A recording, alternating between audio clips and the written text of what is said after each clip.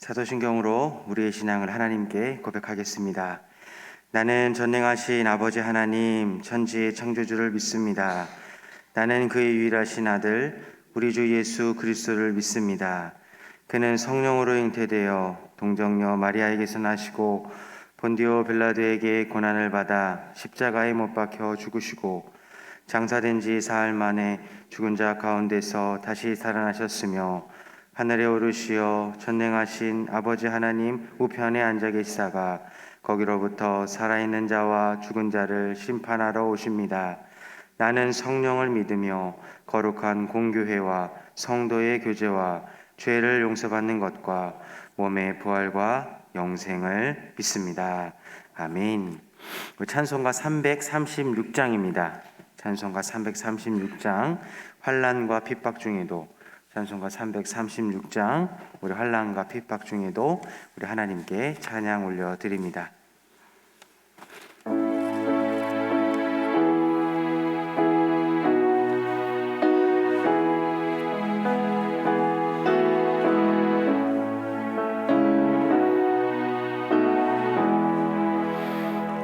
환난과 핍박 중에도 성도는 신앙 지켰네. 이 신앙 생각할 때에 기쁨이 충만하도다. 성도의 신앙 따라서 죽도록 충성하겠네. 옥중에 매인 성도나 양심은 자유 얻었네. 우리도 고난 받으면 죽어도 영광 되도다. 성도의 신앙 따라서 죽도록 충성하겠네.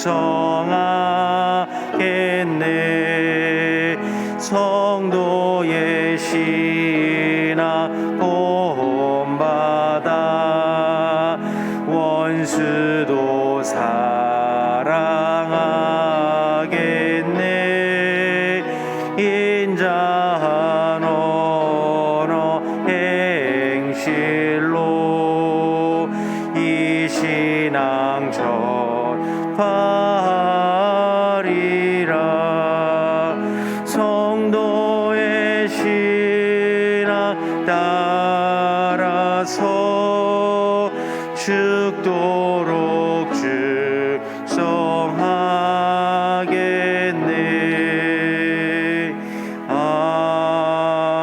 아멘. 오늘 우리에게 주시는 하나님의 말씀은 고린도전서 4장 9절에서 21절까지의 말씀입니다. 오늘 우리에게 주시는 하나님의 말씀은 고린도전서 4장 9절에서 21절까지의 말씀입니다. 저와 여러분이 한 절씩 교독하고 마지막 절은 합독하겠습니다. 내가 생각하건대 하나님이 사도인 우리를 죽이기로 작정된 자같이 끄트머리에 주셨음에 우리는 세계 곧 천사와 사람에게 구경거리가 되었노라. 우리는 그리스도 때문에 어리석으나 너희는 그리스도 안에서 지혜롭고 우리는 약하나 너희는 강하고 너희는 존귀하나 우리는 비천하여 바로 이 시각까지 우리가 줄이고 목마르며 헐벗고 매맞으며 정처가 없고 또 수고하여 친히 손으로 일을 하며 모욕을 당한즉 축복하고 박해를 받은즉 참고 비방을 받은즉 권면하니 우리가 지금까지 세상의 더러운 것과 만물의 찌꺼기같이 되었도다. 내가 너희를 부끄럽게 하려고 이것을 쓰는 것이 아니라 오직 너희를 내 사랑하는 자녀같이 권하려 하는 것이라. 그리스도 안에서 일만 스승이 있으되 아버지는 많지 아니하니 그리스도 예수 안에서 내가 복음으로써 너희를 낳았음이라. 그러므로 내가 너희에게 권하노니 너희는 나를 본받는 자가 되라. 이로 말미암아 내가 주 안에서 내 사랑하고 신실한 아들 디모데를 너희에게 보내었으니 그가 너희로 하여금 그리스도 예수 안에서 나의 행사 곧 내가 각처 각 교회에서 가르치는 것을 생각나게 하리라. 어떤 이들은 내가 너희에게 나아가지 아니할 것 같이 스스로 그만하여 줬으나 주께서 허락하시면 내가 너희에게 속히 나아가서 교만한 자들의 말이 아니라 오직 그 능력을 알아보겠으니. 하나님의 나라는 말에 있지 아니하고 오직 능력에 있습니다. 함께 읽습니다. 너희가 무엇을 원하느냐? 원하느냐? 내가 매를 가지고 너희에게 나아가랴. 사랑과 온유한 마음으로 나아가랴. 아멘. 기도하겠습니다. 좋으신 아버지 하나님, 은혜를 감사합니다. 지난 간밤에도 저희들을 주님 품 안에서 편히 쉬게 해주시고 또 이 새벽에도 저희들을 주 앞에 불러주심을 감사합니다. 오늘도 저희들에게 새날 주시고 또 생명 주시고 건강 주셨는데 이 한 날도 주님과 더불어 동행하게 하시고 주를 기쁘시게 하는 한 날 되게 하여 주옵소서. 이 새벽에도 주님께 감사의 예물을 올려드립니다. 범사에 하나님의 은혜에 감사합니다. 두 아들 예수님 영접하고 사명을 잘 감당하도록 불쌍히 여겨 주옵소서. 이성은 박미영 주님 마음에 꼭 드는 성령 충만한 종으로 삼아 주옵소서. 또 주님께 1000번째 예물과 주일원금 또 성경원금을 주님께 드립니다. 하나님 아버지 믿음으로 또 순종으로 감사함으로 드리는 예물을 주님께서 기뻐 받으시며 약속하신 하늘의 복과 땅의 복으로 충만하게 채워 주옵소서. 주의 은혜로 종의 가정들을 형통케 해주시며 그 자녀들을 축복하여 주옵소서. 예수님의 이름으로 축복하며 기도하옵나이다. 아멘. 이 새벽에도 주의 은혜와 축복이 함께 하시기를 축원합니다. 지금 이제 우리 고린도전서 이 4장에서는 이제 그 고린도 교회에 있는 이제 분파에 대해서 파당에 대해서 지금 바울이 권면을 해주고 있는 내용의 말씀입니다.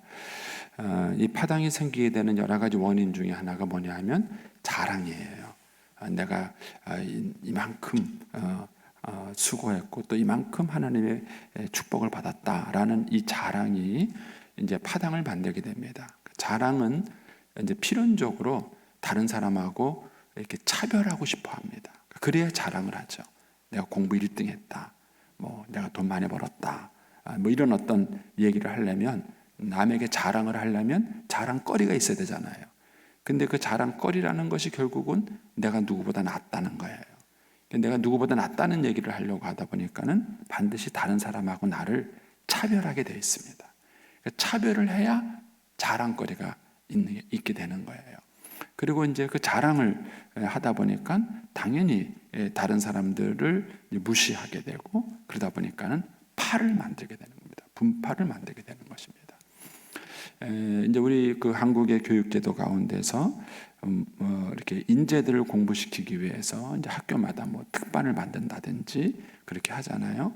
이제 그런 것들은 이제 좋은 점과 나쁜 점이 있는 것입니다. 인재들을 공부시키기 위해서 그들을 특별히 모아서 잘 관리해서 다시 훈련시키는 것들이 필요하죠. 근데 그러면서 동시에 그것이 사람들 사이에 차별을 만드는 겁니다. 그래서 우리 아이들이 어렸을 때부터 차별을 당하고 크는 거예요. 차별을 당하고. 그래서 우리 한국 사회가 지금 이제 3만 불 시대에 들어가면서 굉장히 물질적으로 많은 축복을 받았습니다. 근데 이제 물질적으로 이렇게 많은 축복을 받으면서 우리 한국 사회에 필연적으로 생긴 게 뭐냐면은 차별이에요. 파당이에요. 그래가지고 곳곳에서 이런 차별을 만듭니다. 그래서 이제 우리 아이들이 어렸을 때부터 이런 차별을 받고 크는 거예요. 아이들이. 이제 그러다 보니까 그 아이들의 마음속에 이제 잘못된 그런 동기와 꿈들이 이제 생기게 되는 것입니다. 한국 교회가 이렇게 하나님의 축복을 받고 크게 크는 동안에도 똑같은 실수를 하고 있습니다. 그러니까 이제 이래서 한국 교회 신자들이 간증을 해요. 내가 이제 예수 믿고 하나님께 축복을 받았다. 또 예수 믿고 또 하나님께서 이런 은혜를 주셨다. 이렇게 출발하는데 그것이 나중에는 자랑이 되어버린 것입니다. 그 간증이 자랑이 되어버리는 거예요. 그러면서 그것이 한국 교회 안에 은근한 차별과 파당을 만들게 된 것입니다. 이제 오늘 본문의 사건에서 이제 조금 더 이제 우리가 그 부분을 생각해 볼 수 있습니다. 자, 이제 어제 우리가 읽었던 말씀 중에서 7절을 다시 보고 시작을 하겠습니다. 7절. 어제 봤던 말씀 가운데 7절에 이제 이런 말씀이 있죠. 누가 너를 남달리 구별하였느냐? 예, 자꾸 자기를 구별하는 거야. 난 너와 다르다. 내가 낫다. 이렇게 말을 하는 것이죠. 구별하느냐? 내게 있는 것 중에서 받지 않는 것이 무엇이냐? 예, 안 받은 게 뭐가 있어요? 건강, 생명, 재능, 뭐든지 우리가 하나님께 받지 않은 게 뭐가 있냐는 거예요. 다 받은 것이죠. 예, 그런데 내가 받았은 즉 어찌 받지 않은 것처럼 자랑하느냐? 예, 하나님께 받았다면 자랑할 것이 없죠. 예, 그런데 내가 했다, 내 능력으로 했다, 내가 수고했다, 내가 고생했다 이렇게 생각하니까 사람들이 자랑을 하게 되고 자랑은 결국 파당을 만들게 되는 것입니다. 그러면서 이제 9절에 가서 이제 바울이 가운데입니다. 내가 생각하건대 이렇게 말합니다. 이제 원래 성경에는 그러나가 좀 있으면 좋습니다. 그래서 우리말 성경에는 그러나 너희들은 그렇게 자기를 자랑하는데 내가 이렇게 잘났다고 너희들은 자랑하는데 그러나 이런 거예요. 그러나 나는 이렇게 생각하고 있다 이런 얘기예요. 내가 생각하건대 라는 얘기는 나는 이렇게 생각하고 있다 이런 거예요. 그러면서 하나님이 사도인 우리를 죽이기로 작정된 같이 끄트머리에 두셨음에 우리는 세계와 곧 천사와 사람에게 구경거리가 되었노라. 이게 이제 시대적 배경이 좀 있는 말씀입니다. 예를 들어서 우리 한국 여인들은 한이 많다 그렇게 말했으려면은 한국 문화와 정서를 알아야 그 말이 무슨 말인지 이해가 돼요. 이것도 이제 그런 뜻입니다. 하나님이 우리를 죽이기로 작정된 자, 여기서 죽이기로 작정된 자 같이라는 이 표현은 뭐냐면은 그 쾌바디스 같은 영화에 보면 사람을 죽이기 위해서 원형극장에다가 집어넣잖아요.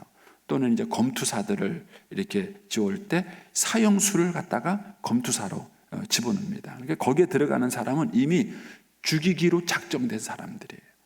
죽이기로 작정된 사람을 거기다가 집어넣는 거예요. 그런 일들이 사도 바울이 고린도전서를 쓸 때에는 그 사회에 분위기적으로 있었어요. 그 사람들이 이 말이 무슨 말인지 얼른 알아듣는 거예요. 아, 죽이기로 작정된 자 같이. 그런 사람처럼 바울을 하나님께서 여기셨다는 거예요. 그래가지고 끄트머리에 두셨다라는 얘기는 뭐냐면 그 쾌바데스에도 보면 그런 처음에 그런 장면이 나와요. 전쟁에 나가서 승리하는 그 장군이 이렇게 입성을 하면은 이제 그 제일 앞에 백마를 타고 딱 입성을 하잖아요. 그러면 그 뒤에 이제 군인들이 따라오고 그 뒤에 소위 말하는 전쟁의 성과물 노획물이 나와요. 그래서 이렇게 이제 우리가 전쟁에서 했던 이제 그런 그 전쟁 노획물이 쫙 나오면서 그 맨 끝머리에 누가 오냐면은 포로들이 오는 거예요. 맨 끝에 그 행렬의 맨 끝에 포로물이 온 겁니다. 그러니까는 그 당시의 문화로 말한다면은 사도 바울은 죽이기로 작정된 사람처럼 됐고 그리고 전쟁의 포로처럼 하나님의 맨 끝머리에 두신 거예요. 그래서 그 끝머리는 이 행렬의 조롱거리예요.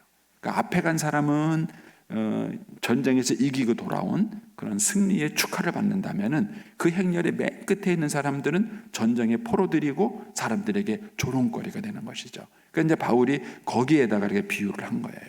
죽이기로 작정된 자 같이 하나님이 우리를 끄트머리에 두셨다는 거예요.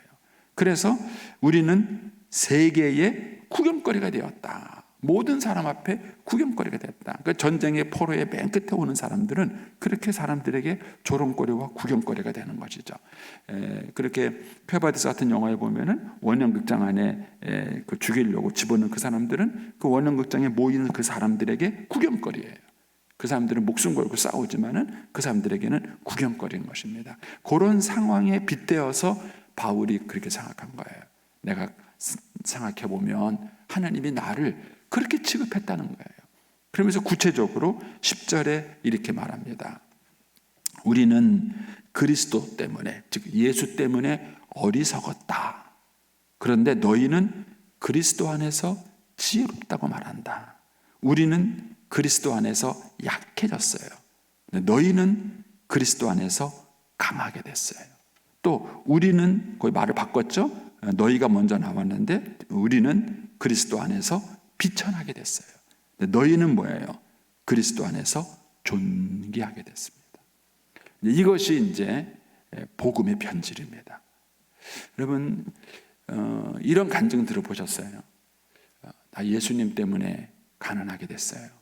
나 예수님 때문에 핍박받고 살아요. 나 예수님 때문에 손해보고 살아요. 이런 간증 들어보셨어요? 한국교회에 이런 간증이 없어요.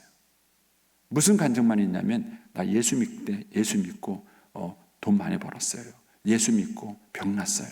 예수 믿고 우리 자식 잘 됐어요. 한국교회는 온통 이런 간증만 있어요.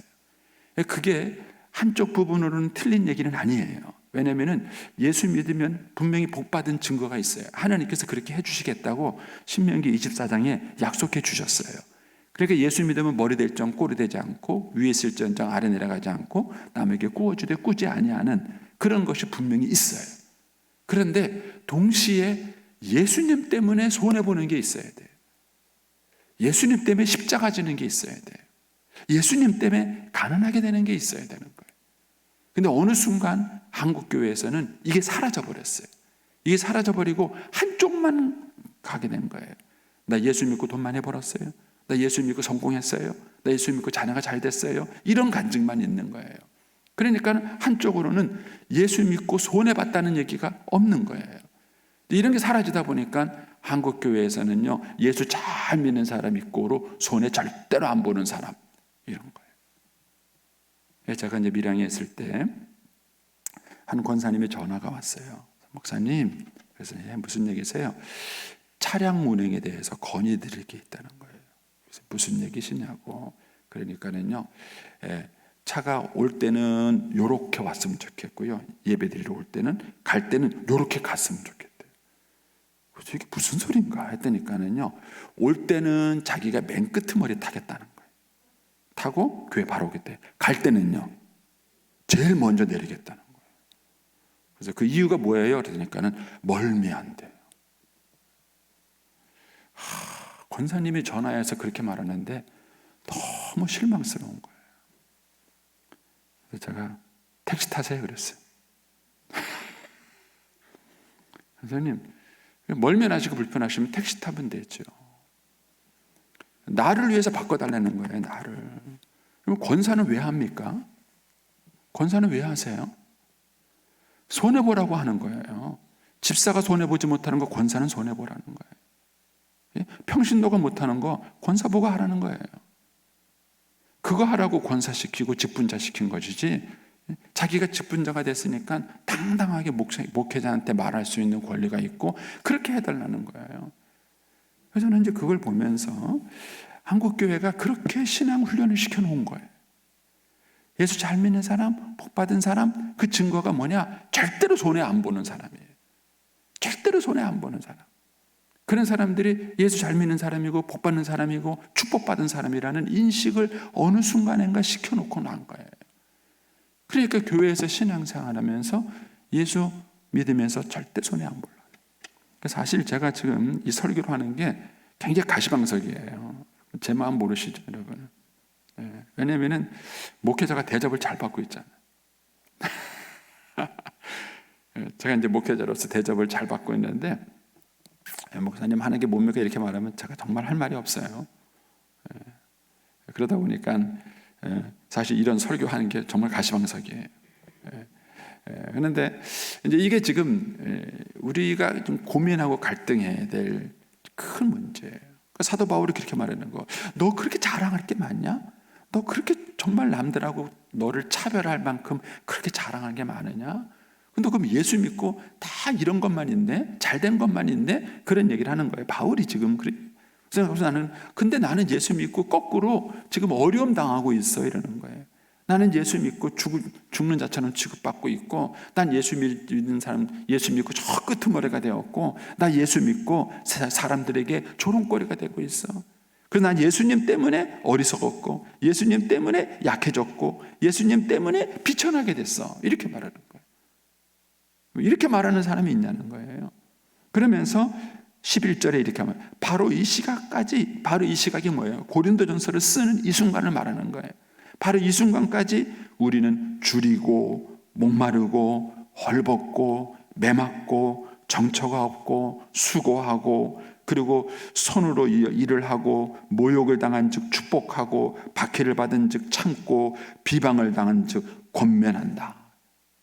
지금까지 그러고 있다는 거예요. 그러면서 우리가 지금까지 세상의 더러운 것과 만물의 찌꺼기같이 되었도다. 이렇게 말을. 이렇게 말을 하면은 얘기가 달라지는 거예요. 한국 교회가 이런 것 때문에 간증하는 게 있는가 하는 거예요. 예수님 때문에 손해보는 게 있는가. 그러니까 이제 이런 것들이 가정 안에 들어가서도 그대로 영향을 미치는 거예요. 예수 잘 믿는 엄마, 예수 잘 믿는 아빠. 그런데 그 두 분이 절대로 살아가면서 손해보는 일이 없는 거예요. 그리고 그 두 분들이 매일 집안에서 싸우는 거예요. 그 밑에 있는 자녀들이 절대로 신앙을 개성할 수 없어요. 엄마 아빠 스스로가 그 신앙을 부인하고 있는 거기 때문에 그런 것입니다. 그래서 우리 한국교회가 가지고 있는 신앙의 큰 위기가 이 부분이에요. 신앙의 큰 위기가 이 부분입니다. 그러면서 이제 14절에 이렇게 말합니다. 내가 너희를 부끄럽게 하려고 이것을 쓰는 것이 아니다. 사실 이렇게 말하면 충격이죠. 이렇게 말하면 이제 굉장히 그 고린도 교인들한테 이 말이 충격이 될 거고 이제 마치 바울이 그들을 정죄하는 것처럼 느껴질지 모를 겁니다. 근데 바울은 그렇게 말하는 거예요. 내가 너희를 부끄럽게 하려고 이것을 쓰는 것이 아니다. 오직 너희를 내 사랑하는 자녀같이 권면하기 위해서 내가 지금 이걸 쓰는 거다. 이렇게 얘기를 하는 겁니다. 그래서 15절에 그리스도 안에서 1만 스승이 있으되 아버지는 많지 아니하니 그리스도 예수 안에서 내가 복음으로서 너희를 낳았다. 그래. 바울은 아볼로는 스승이라면은 자기는 뭐예요? 아버지라는 거예요. 그래서 사실 이거는 좀 독특한 관계죠. 그래서 자기를 구원시켜 준 사람, 자기의 구원을 시켜주고 말씀을 가르쳐 주는 사람, 이것이 굉장히 중요해요. 그래서 누군가가 내가 사람을 전도하는 것만 가지고 내 사명 끝났다고 생각하시면 안 돼요. 한국 교회가 너무 그 동안에 그냥 뭐 일회성 전도, 뭐 연말 되면은 뭐 부활절 되면은 전도 집회를 해가지고 한 사람을 데려오는 여기에도 너무 강조하다 보니까 아버지 같은 그런 스승이 없는 거예요. 아버지 같은 영적 선배가 없는 겁니다. 그러니까는 자식을 낳기만 하면은 부모입니까? 아니잖아요. 길러야죠. 자식을 낳기도 하고 자식을 기르기도 해야 부모인 거잖아요. 그래서 우리가 정말 전도를 제대로 하는 것은 한 사람에게 복음을 전해서 그 사람을 교회로 데리고 올 뿐만 아니라 그 다음에 그 사람이 믿음 안에서 이렇게 성장할 수 있을 때까지 그 사람을 돌봐야 사실은 그게 진짜 전도예요. 그래서 그 사람에게 성경 읽는 법도 가르쳐주고 기도하는 법도 가르쳐주고 예배 생활도 가르쳐주고 교회 생활도 가르쳐주고 그렇게 할 수 있어야 되는 거예요. 그런데 그동안 한국교회가 그런 실력이 없어요. 전도는 하고 나머지는 교회 데려다 놨으니까 이제 목사님들 알아서 하세요. 이런 식인 거예요. 이런 훈련이 안 된 것이죠. 저희 교회가 1대1을 하는 것은 그거 하자는 거예요. 우리가 누군가를 전도해서 교회 데리고 왔으면 그러면 이 사람을 어떻게 도와서 신앙을 제대로 할 수 있도록 도와줄 수 있을 것인가. 그 방법을 알아야 될 거 아니에요. 알아야 우리가 그렇게 도와줄 수 있는 것입니다. 근데 그 방법 중에 하나가 이제 1대1 양육이에요. 1대1 양육을 통해서 내가 누군가를 전도하고 아비처럼 그 사람을 이렇게 세워주자 이런 말을 하는 겁니다. 그래서 바울이 이제 내가 너희에게 아비 같은 존재다. 그러면서 이제 16절에 이렇게 말합니다. 그러므로 내가 너희의 아버지이므로 스승이 아니라 아버지이므로 내가 너희를 권하노니 너희는 나를 본받는 자가 되라. 저는 참 이 말씀이 가슴에 와닿아요. 사실 목사도 그렇게 말할 수 있어야 돼요. 여러분 나를 본받으세요. 나를 본받으세요. 우리 장로님들도 그럴 수 있어야 돼요. 여러분 나를 본받으세요.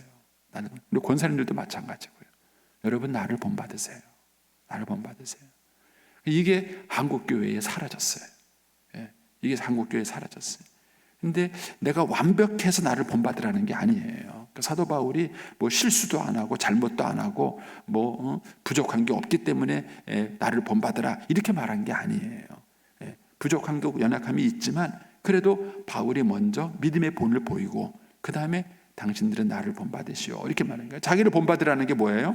우리가 앞에서 봤던 9절부터 13절 얘기만 해도 다른 거예요. 너희들 자꾸 자랑하지 말고 예수님 때문에 축복받은 것만 말하지 말고 예수님 때문에 손해본 것도 좀 얘기해라. 그런 얘기예요. 예수 믿기 때문에 너희가 손해보고, 예수 믿기 때문에 너희가 희생하고, 예수 믿기 때문에 너희가 양보한 것, 그런 것들도 좀 너희가 얘기하고 나를 본받으라. 바울이 지금 그렇게 얘기를 하는 것입니다. 그러면서 17절에 이로 말미암아가 뭐예요? 너희로 하여금 나를 본받게 하려고, 그거예요. 너희로 하여금 나를 본받게 하려고 내가 주 안에서 내 사랑하고 신실한 아들 디모데를 너희에게 보낸다는 거예요. 왜 디모데를 보냈느냐? 디모데가 가서 뭐 하느냐는 거예요. 뭘 하느냐 하면은 그가 너희로 하여금 그리스도 예수 안에서 나의 행사 곧 내가 각처 각 교회에서 가르치는 것을 생각나게 하리라. 그러니까 디모데가 가서 한 일은 뭐냐면은 사도 바울이 지금 에베소 교회에서 뭘 가르치고 있는지, 다른 지역에 가서 뭘 복음을 전하고 있는지 그거를 너희들에게 다시 가르쳐 주겠다는 얘기예요. 근데 이 얘기는 이미 고린도 교인들이 바울에게 들었던 내용이에요. 그러니까 새로운 내용을 듣는 게 아니에요. 이미 바울에게 배우고 알았는데 문제는 그것을 잊어버린 거예요. 이것을 잊어버리면서 그들의 신앙에 변질이 생긴 겁니다. 그래서 디모데가 가서 할 일은 뭐냐면은 이 복음을 다시 들려주는 거예요. 하나님의 말씀을 다시 들려주는 거예요. 여러분, 이것이 우리가 신앙생활에 있어서 굉장히 중요한 거예요. 그러니까 성경은 한 번 읽어갖고 될 문제가 아니에요. 말씀은 한 번 들어서 되는 게 아니에요. 그 말씀이 내 삶에 열매를 맺을 때까지 끊임없이 반복해요. 그래서 군인들이 하는 것이 그거예요. 매일 밥 먹고 하는 일이 뭐냐면은 한 번 배운 거 맨날 또 반복하고 또 반복하고 또 반복하는 거예요. 왜요? 위기 상황에 그게 탁 튀어나올 수 있도록. 총 쏘는 법은요, 반나절이면 배워요. 반나절이면은 총 다루는 법도 배우고 총 쏘는 법도 배워요. 그런데 실제 총을 잘 쏘려고 한다 그러면요, 계속 연습해야 돼요. 계속 연습. 그래야만 돼요. 그런 것처럼 신앙도 마찬가지예요. 신앙도 하나님 말씀을 배워서 지식적으로 아는 사람, 나 그거 배웠던 거야, 나 아는 거야. 한국 교회가 그래서 망하는 거예요. 그게 아니라 끊임없이 반복 학습을 해야 돼요. 저도 목회하면서 이걸 고민을 많이 했어요. 제자훈련도 해보고 교인들한테 성경도 가르쳐보고 하는데요, 공부하는 동안에는 반짝 변하더라고요. 근데 공부 끝나고 나니까는요, 또 원위치로 가더라고요.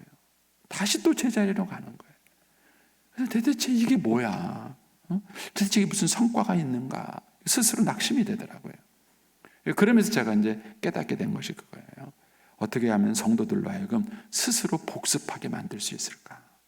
여러분, 제가 이제 통성경 길라잡이 또 한 번 하면 또 여러분 다시 지원하시겠어요?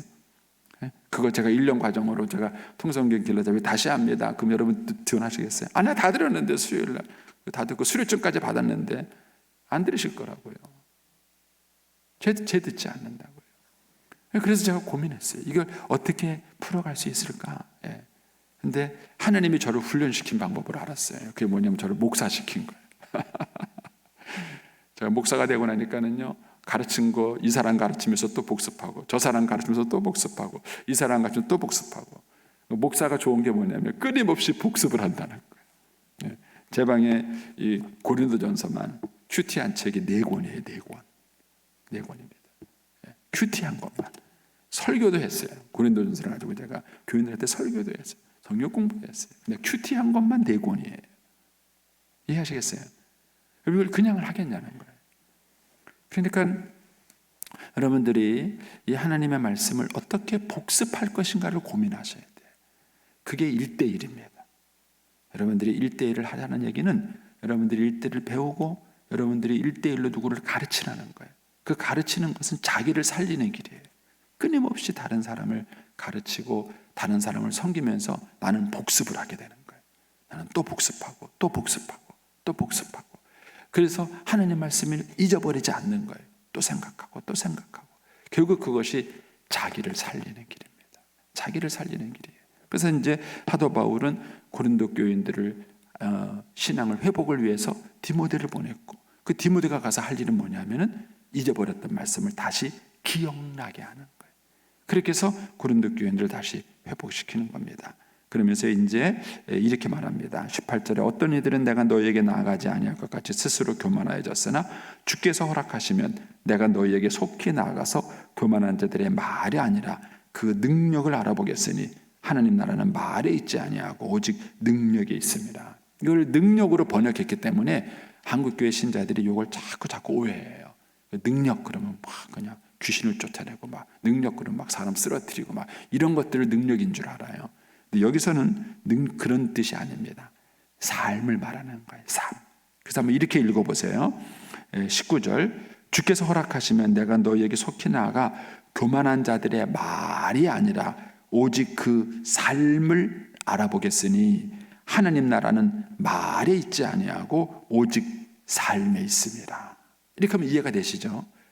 이 능력이라는 얘기는 그 얘기예요. 근데 왜 삶이라고 번역하지 않고 능력이라고 번역했느냐면요, 하나님 말씀을 삶에다가 적용하고 살아내는 것이야말로 능력이기 때문에 그렇게 번역을 한 것입니다. 그래서 진짜 예수 믿는 능력은 뭐냐? 그 말씀을 삶 속에 적용하고 순종해내는 것, 그게 능력이에요. 그래서 순종이 능력입니다. 순종이 능력이에요.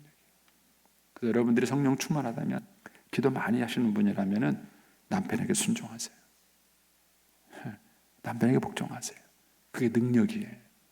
만약 여러분들이 남편의 권위 안에 들어가지 않고 남편에게 순종할 수 없다면 여러분들은 능력 있는 게 아니에요. 실력 있는 게 아닙니다. 내가 남편보다 못해서가 아니에요. 못나서가 아닙니다. 부족해서가 아닙니다. 성령의 능력이 있기 때문에 그것이 가능한 거예요. 권위 아래 들어가고 권위에 순종하고 권위를 인정하는 것은 정말 쉽지 않은 일입니다. 그게 능력이다. 이게 바울은 얘기하는 것입니다. 그래서 내가 너희에게 나갈 때 말이 아니요 너희들의 능력을 보겠다. 너희들의 삶을 보겠다. 이렇게 바울이 얘기하고 있습니다. 한번 오늘 말씀을 여러분 잘 다시 한번 묵상해보고 저와 여러분이 정말 이 시대에 신앙을 바로 세우고 하나님의 교회를 바로 세우는 그런 축복의 통로로 쓰임받게 되기를 축복합니다. 기도하겠습니다. 오늘은 11